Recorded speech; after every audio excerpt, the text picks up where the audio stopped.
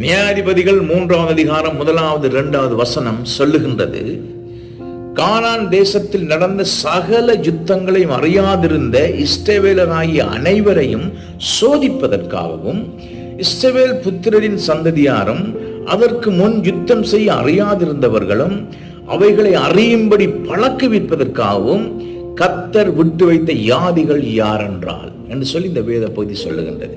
அருமையான தேவஜனமே, ஆண்டவர் இஸ்ரவேல் ஜனங்களை கானான் தேசத்துக்குள்ளே வழிநடத்தி கொண்டு விட்ட பிறகு சில மற்ற தேசங்களை, ஜாதிகளை ஆண்டவர் வேண்டுமென்று இந்த தேசத்தில் வைத்திருந்தார். ஏனென்று சொன்னால், இந்த புதிதாய் வந்த இஸ்ரவேல் ஜனங்கள், யுத்தத்தை அறியாதிருந்த ஜனங்கள், யுத்தம் செய்வதற்கு பழக்குவிக்கப்படாமல் இருந்த அந்த சந்ததியை ஆண்டவர் யுத்தத்துக்கு பழக்குவிப்பதற்காக சில புறஜாதிகள் ஆண்டவர் விட்டு வைத்திருந்தார்.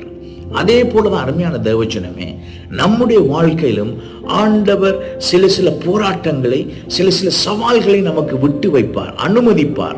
ஏனென்று சொன்னால், நாங்கள் அந்த யுத்தத்திலே நாங்கள் மேற்கொள்வதற்காக, எங்களை பயிற்றுவிப்பதற்காக, எங்களை பலப்படுத்துவதற்காக, எங்களை தைரியப்படுத்துவதற்காக, எதிர்காலத்திலே பிரதான பிரச்சனைகள் ஏதும் வரும் என்று சொன்னால் அதை நாங்கள் தைரியமாய் முகம் கொடுப்பதற்காக, அந்த யுத்தங்களை நாங்கள் மேற்கொள்வதற்காக ஆண்டவர் எங்களை பயிற்றுவிக்க விரும்புகிறார்.